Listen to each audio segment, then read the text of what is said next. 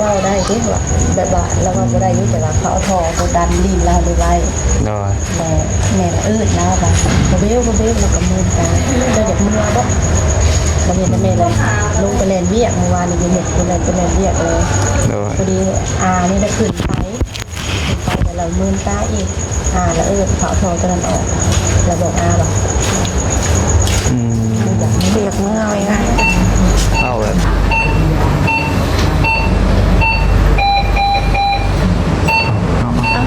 หายใจบ่ได้เลยจ้ะเป็นยังพอหายใจฝืดบ่หายใจฝืดว่าทำเป็นอะไรหายใจฝืดบ่หายใจยากพอเราหายใจยาก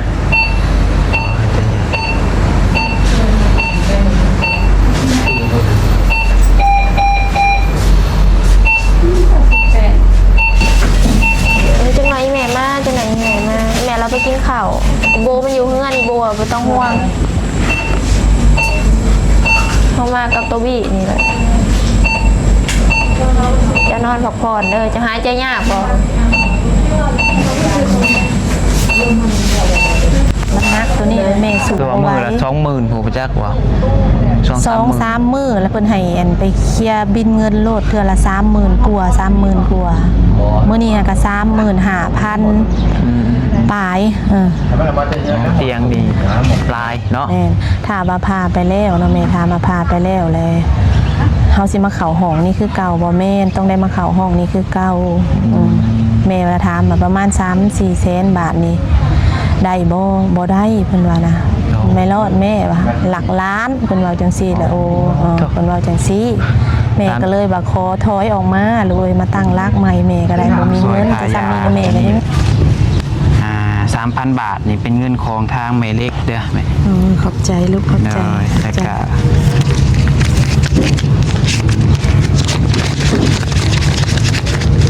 ก็อีก10,000นี่เป็นเงินของทางไม่หักอยู่ทางต่างประเทศเพิ่นบ่ให้บอกชื่อเป็นอยู่ทางต่างประเทศเพิ่นแหละเพิ่นซอยขายยาจะเป็นเงินของแม่ทั้งสองว่าซั่นซะโดยขอบใจเด้อแม่ทั้งสองเลยขอให้แม่มีสุขภาพแข็งแรงเด้ออย่าเจ็บอย่าจนเด้อไปทางใดทางมาทางใดก็มีแต่คนหักคนหอมเดินทางไปทางใดก็ขอให้ตลอดปลอดภัยเด้อบุญคำขอบคุณเด้อที่ว่าฝากเงินมาให้แม่ลูกมาปัวพอลูกเนาะช่วยครอบครัวลูกจังไดกาขอให้แม่ทั้งสองดีมีแห้งความเจ็บอย่าได้ความไผ่อย่ามีพัฒนาสิ่งใดขอให้ได้สิ่งนั้นสุขมุ่งมั่นปรารถนาอย่าเจ็บอย่าจนร่ำรวยด้วยนะเด้อคุณนะ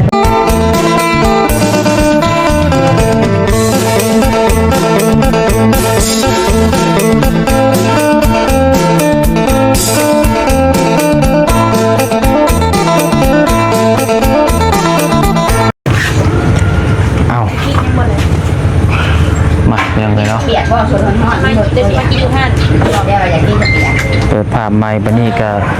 อยู่ห้านแม่เรื่องเนาะดีว่าทาง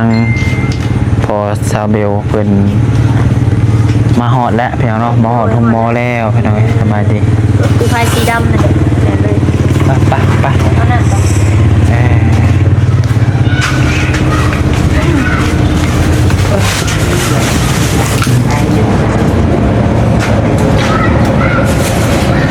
ใช้ว่าตัวเย็นตู้พี่เป็นคนไหนอันนี้ตู้เย็นไหนไปไม่เดี๋ยวของไหนทำนี้ก่อนป่ะ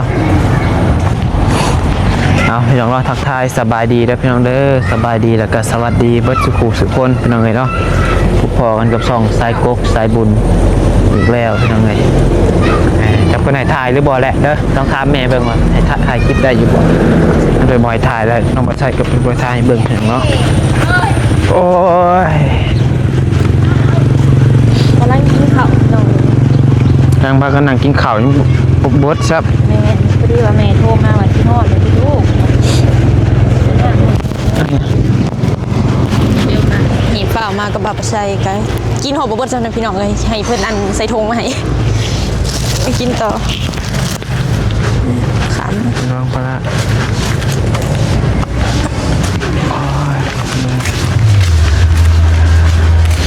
เด้เมื่อกี้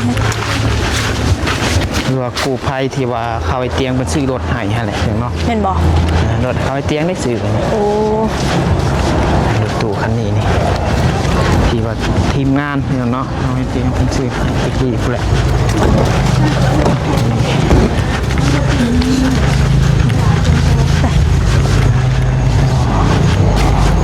นี่มันทางเมย์ก็ทำ น่าจะโอเคหรอกของเราแต่ว่ามันสิเป็นรุ่นหลานนั่นนี่มันสิเป็น เอาลงแล้วแม่ถ่ายคลิปได้อยู่บอก แล้วนักเรียนอยู่ บอสถามเจ้าอีกนะได้บอ ซื้อได้ถ่ายจักหน่อยก็ได้นี่ เป็นยังไงเนี่ยแหละ เนาะ อาการของสี ก็คือเก่าบ่ แต่หากเอิญแล้วเราก็หูเมื่อยิ่งแม่เอิญเราจะหยุดเมื่อบ่แล้วก็เมื่อวานนี้เราเว่าได้ที่ว่าแบบว่าเราว่าบ่ได้อยุ่แต่ว่าเขาเอาทอตัวดันดินเราได้ไว้ โดย แม่เอิญแล้วค่ะบ่เบี้ยวแล้วก็มือตาเราหยุดเมื่อบ่บ่เห็นแม่เลยลงไปเล่นเวียกเมื่อวานนี้ยังเห็นคนเล่นไปเล่นเวียกเลย โดย พอดีนี่ได้ขึ้นไปแต่เรามือตาอีกแล้วเขาทอตัวนั้นออกเราบอกบอก อืม เรียกเมื่อไว้ง่ายจ้ะ เฝ้าแบบเฝ้าบริยินเสียงเนาะ เพราะว่าเรายังว่าเลยยังแง่คออยู่เด้ทุกคนแต่เราแม่เราเมื่อมือวานมากับมันมาสุดท้ายเรากับมือตาบอกมือตากับมือตาดีใจหายได้ยังมากคือ โอ้ ตอนนี้อยู่ห้องใจสมัยผ่าตัดแบบ บ้องหอม ห้องพักพืช สุดเสริม เดี๋ยวแค่มุ่น แพมุนแม่แพมุน แค่ที่ห้องโค้ง เดี๋ยวน้ำเย็น โค้ง ห้องพ่อ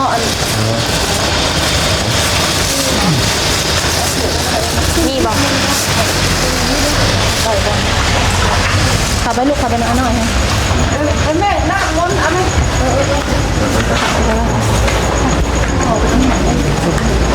น้ำมนต์อยู่เพื่อนหยาเกิดหยาตัวอะไร แล้วที่ส่งคุณเต็มเลยส่งคุณไปหา หมอเป็นกำลังแม่นอยู่เนาะแล้วครับคนตกจาก บอกตรวจเลือดพอกันสิน้อง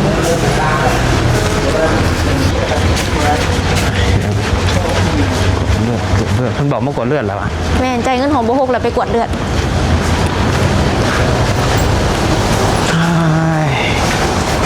ใจเงินเนี่ย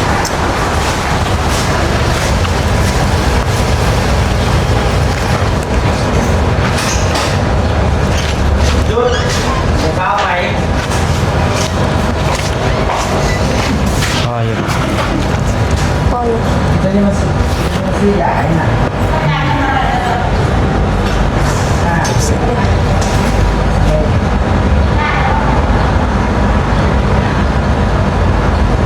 ดูเนาะโอ้ยอันนี้เขาไปเบิ่งเพิ่นเพิ่น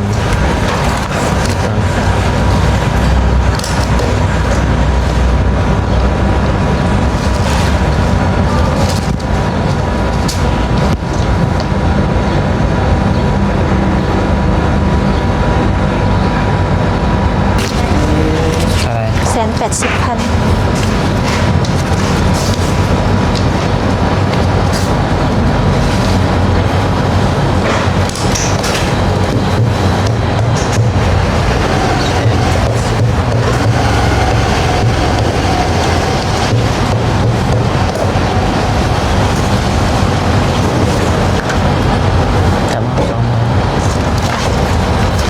แม่นเลือดกล้ามหรือจัง ไปทางไหนก็ลืมเลยไม่บอก ไปไว้ไม่เลือดกล้ามนี่โอ้ยฝนก็คึมมาเลยนะคือฝนที่ตกนี่ครับ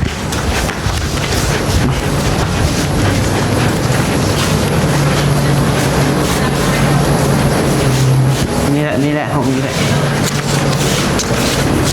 เดี๋ยวเป็นไปน้องได้แล้วบอก ได้แล้ว กดเลือดหน่อย เลือดกรุ๊ปโอ ไปเดินปีน เอาไปใช้ต่อก่อน ไปพูดแล้วให้หมอเพื่อนบรรยากาศสดแรง คือฝนตกเบิดมื้อพี่น้อง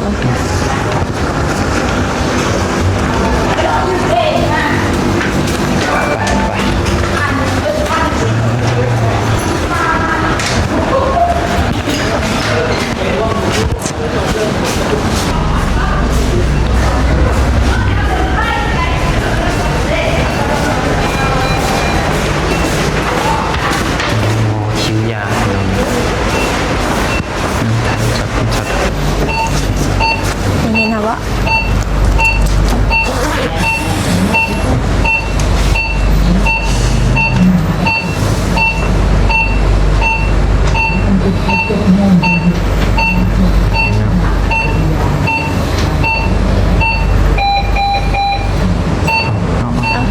หายใจบ่ได้เลยจ้ะ เป็นยังพอ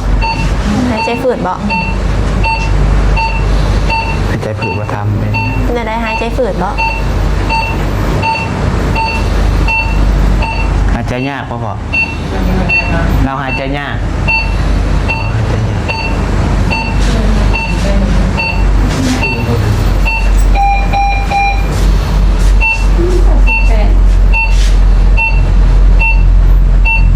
ได้ปะ ได้บ่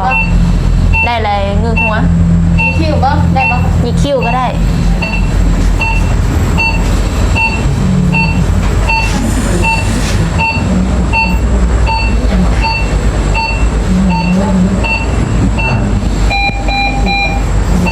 กระเมินตาอยู่เนาะ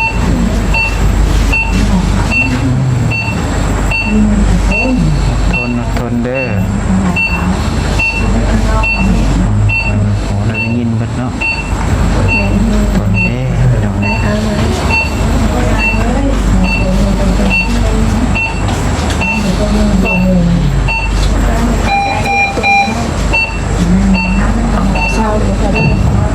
เก่งแรงมากสุดได้เลยสุดได้ โอ้แล้วลูกถ่ายอยู่ทำเมื่อเฮือนเมื่อซานเฮา สิวสปอร์ตนี่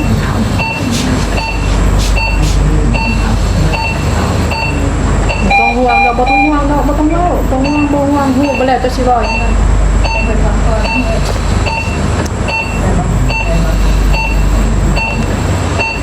อีแม่กันเราโง่อยู่บ่เป็นยังดอกเว้าอยู่บ่บ่เป็นยังบ่เป็นยังเลิกอีแม่บ่ต้องห่วงไว้ห่วงก่อนบ่ห่วงเสื้อน้องนี่บ่ต้องห่วงเราเลิกอีแม่กันให้เจ้าไข่จังหน่อยเพิ่นสิเอาเรามาเลี้ยงบ่ต้องห่วงเด้อพักผ่อนนะ ชีว่าอุ่นอยู่ รู้อย่างนานๆแล้วรุดแล้วใช่ปะ ใช้รุดแล้ว เอาเลย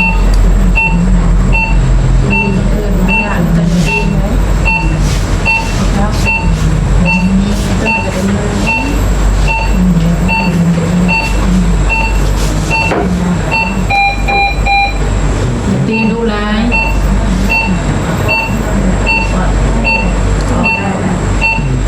อยากว่า ว้าว บ่ต้องเว้านอนอยู่ซื่อๆเศร้าเลยต้องเว้าบ่มีหยังดอกบ่ต้องเว้าหยังนอนอยู่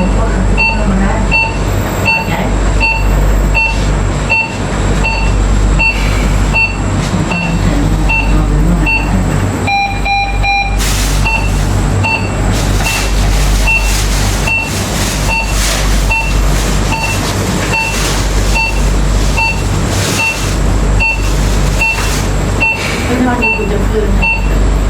ยูหมุกค่ะบอกประมาณ แต่วันจันทร์บอก แม่นแต่วันจันทร์ สี่ หามือประมาณหามือเลย ไปแรกเมื่อวันนี้เนาะ ฮะ ไปแรงวันจันทร์ ถือตามเหรอ ถึงตามวันถิด ตามวัน ไป ผิด วันจันทร์โพแขงก่อนโพแขงส่งก่อน แม่ จะทิ้งดูเลยไม่คิดรถนะรถน้ำมืออื่นมือเช้าเลยรถน้ำ เนาะ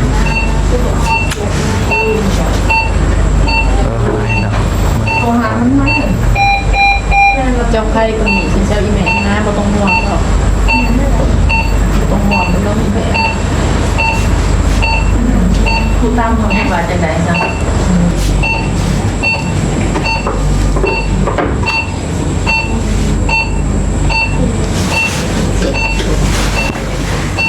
เรามา ปล่อยจินตาแล้วกันกันตา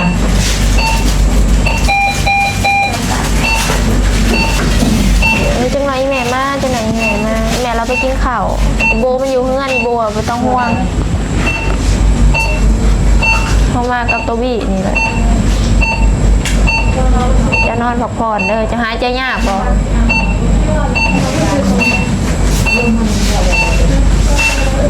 จะบ่ด้านหนังได้จะสิกัดพอหายใจนะ ปล่อยดิไปเอา นอนซื่อ โป่งคู ๆพักผ่อนโลดนอนโลดจะบ่ต้องห่วง แต่เวลากันจะลงออกไปใส่ส บ่ไปใส่ดอกยูนี่แหล้วจะไหนแม่มา กันเด้อสิมามันก็มาไปนี่บ่เอาสกอตมาเคียนอันนั้นข่อยเคียนข่อยอันนี้ได้แล้วกับติ๊บเบิ่งนั่นติ๊บเบิ่งนี่มันอยู่เต็มเบิ่งกันมันนั่นสกอต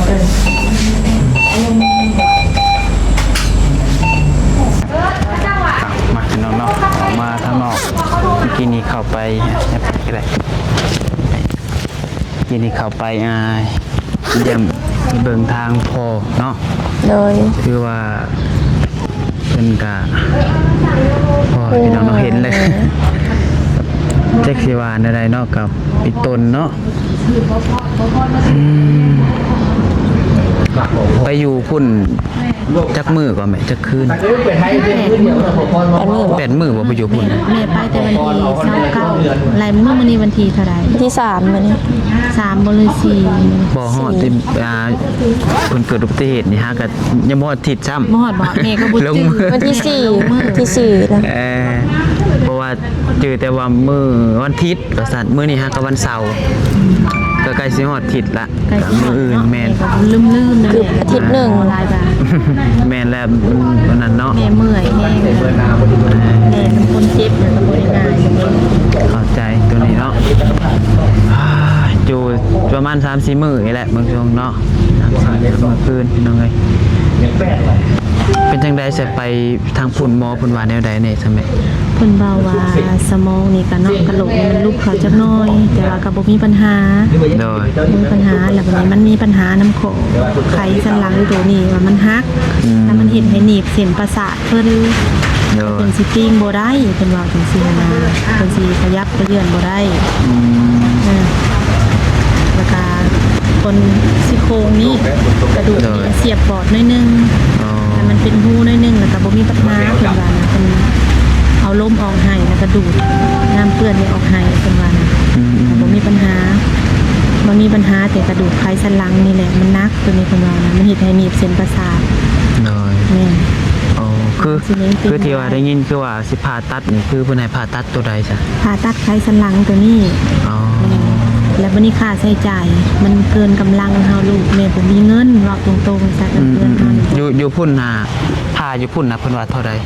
เพิ่นว่าแสนบวกขึ้นเมื่อแสนบวกขึ้นเมื่อนี่ถือว่ายังบ่ทมหมายว่าบ่ได้ดีแสนบวกขึ้นเมื่อนี่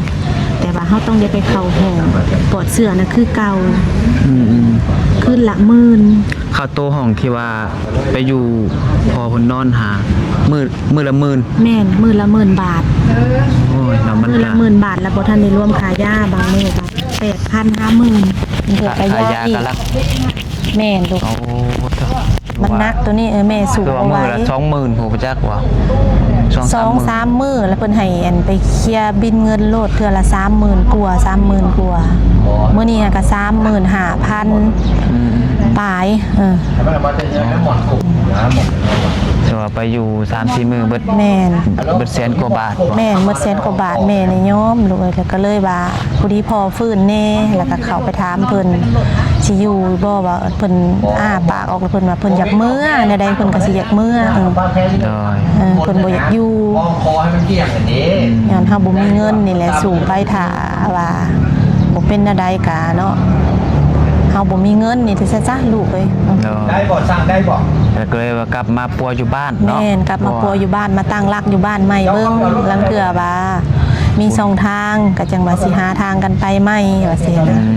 ได้ยินอ้าวหั่นแหละว่าติดต่อทางโรงหมอ150เตียงอยู่เวียงพุ่นแหละ โอ้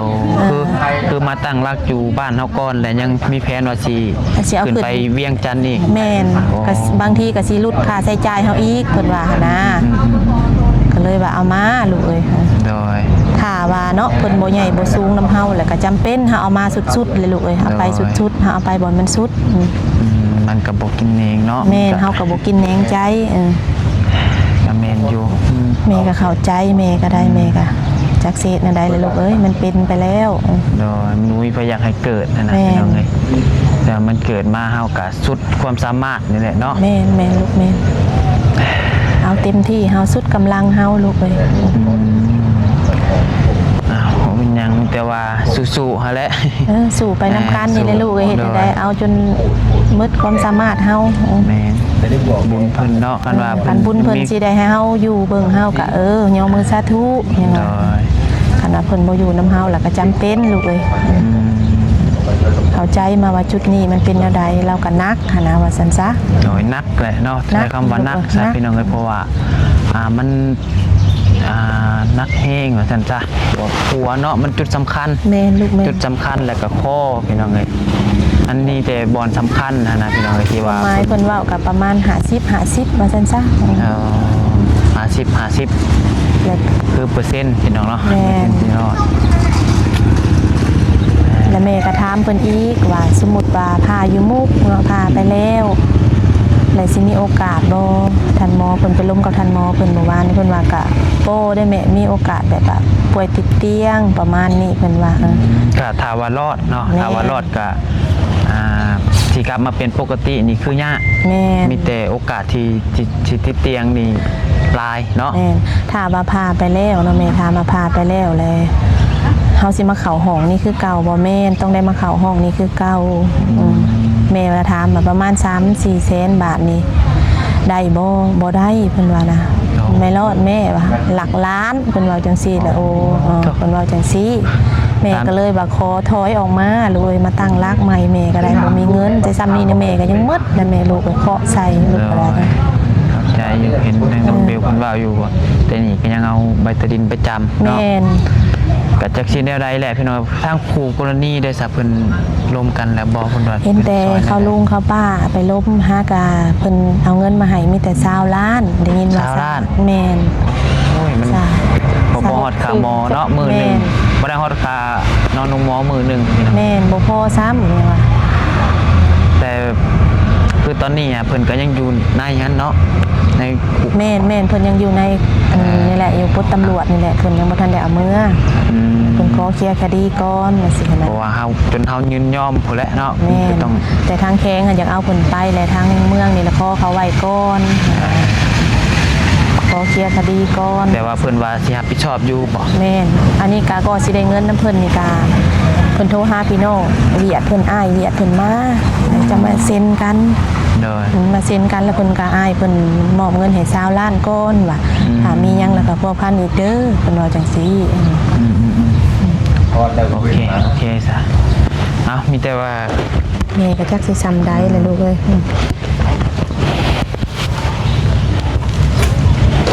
ดีใจที่ทำงาน นั่งนี้นั่งนี่แหละเดี๋ยว เก่งทำงาน ก็มีทางผู้ใหญ่เป็นอยู่ทางต่างประเทศเป็นฝากซอยขายาอันนี้3,000 บาทนี่เป็นเงินของทางแม่เล็กเด้อแม่ ขอบใจลูกขอบ เด้ ใจ อแล้ว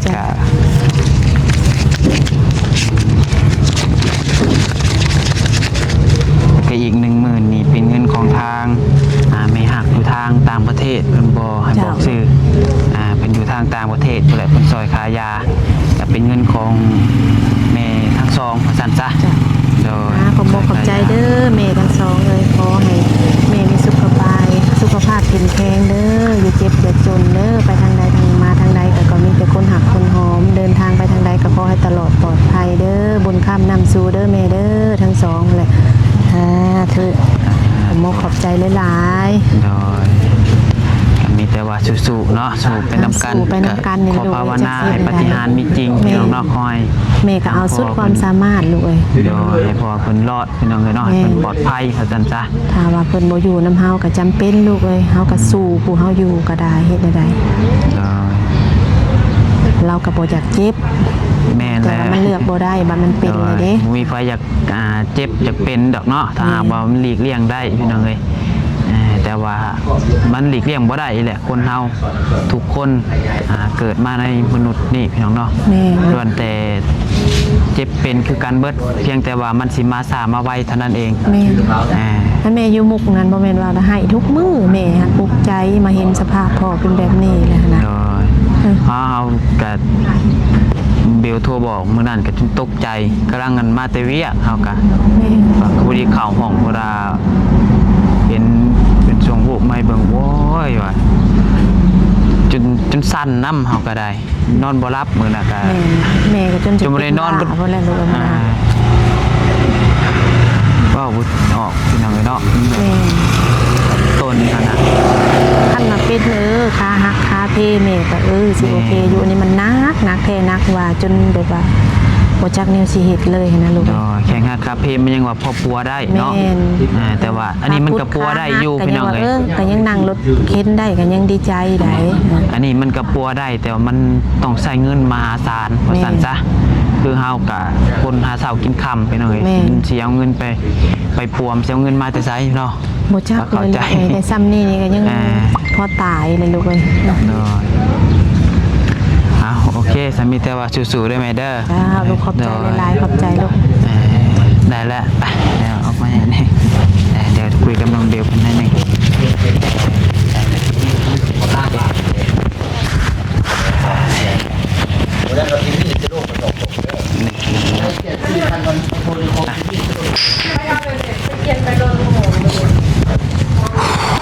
โอเคแล้วเนาะกันอยู่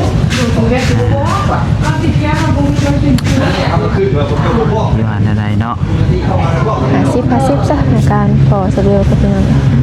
เขาให้เบิ่งนะโอ้ยไม่ต้องเลย ทวีตาหมอเพิ่นใส่ออกซิที่แบบว่าเป็นท่อช่วยหายใจบ่ได้พี่น้องต้องได้ใช้มือบีบเอาถึงใส่ได้เลย เอามีแต่ว่าให้ทางน้องเบลขอบคุณทางเมเล็กเด้อครับเมย์อยู่ทางต่างประเทศที่เป็นซอยคายงคายาเด้อ เลยถ้าจังได้ลูกก็ต้องขอบคุณเด้อที่ว่าฝากเงินมาให้แม่ลูกมาปัวพอลูกเนาะ ซอยครอบครัว ช่วยครอบครัวลูกจังได้กาขอให้แม่ทั้งสองอยู่ดีมีแห้งความเจ็บอย่าได้ความไผ่อย่ามีพัฒนาสิ่งใดขอให้ได้สิ่งนั้นสุขความมุ่งมั่นปรารถนาจะเจ็บอย่าจนร่ำรวยได้ไหมเด้อขึ้นมาลงใต้ก็มีตัวคนหักคนแพงคนหนักคนหอมได้ไหมเด้อสาธุลูกกับบุ้มยังร้ายดอกมีแต่คำอวยพรเล็กๆน้อยๆแหละ มีตอบแทนเนาะ มีตอบแทน จากคำอวยพร เลย เหมือนกับคือทางเมเล็กนี่เพิ่นก็ซอยมาตลอดอยู่พี่น้องเนาะซอยทางน้องปัดไซกับน้องเบลกับคือว่าลายพอสมควรแหละเนาะ นี่ก็ยิ่งดีใจนะเฮาก็ยังพอมีกำลังใจจากทางพ่อแม่พี่น้อง FC ที่เพิ่นให้กำลังใจเฮาเข้ามากระลายเนาะ เลย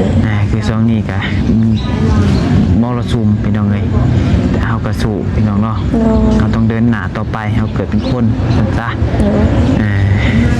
ได้มันหลีกเลี่ยงบ่ได้เลือกเกิดบ่ได้เนาะบ่มีพยายามให้เป็นคือเว้าอะไรพี่น้องเอ้ยแต่ว่ามันเป็นแล้วเราก็ต้องสู้เนาะ สู้โอ้โหบุคิดว่าสิเกิดใช่ไหมก็มาเกิดซ้ำอย่างเงี้ยนะแต่มันเกิดขึ้นมาเราก็ต้องสู้มาแหละเลือกบ่ได้แล้ว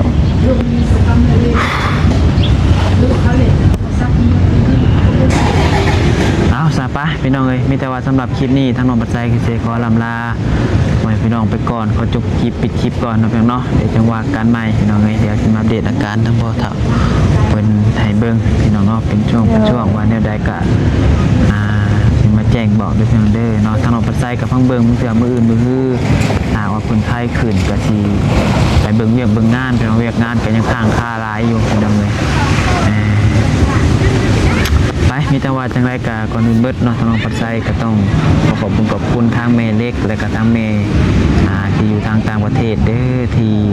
ช่วยเหลือทางครอบครัวน้องเบลจังใดก็ขอให้ทางเมทั้งสองอยู่ดีมีแฮงความเจ็บอยู่สู้ได้ความไข่อย่าสมีปรารถนาสิ่งใดก็ขอให้ได้สิ่งนั้นสมความมุ่งมั่นปรารถนาอย่าเจ็บอย่าจนลำรวยๆได้ไหมเด้อเป็นเนื้อลงใต้ขอให้เดินทางตลอดปลอดภัยมีแต่คนหักคนแพงคนหักคนหอมให้ อให้กลับคืนไปหาเมย์ทั้งสองร้อยเท่าพันเท่าเด้อสาธุไปพี่น้องได้จังหวะกันใหม่สบายดีเด้อขอบคุณเดฟซี่นำคือการที่เขาเอามาเป็นกำลังใจให้เราทั้งสองโดยตลอดมาเนาะบ่ป้าบ่ทิ่มพี่น้องเอ้ย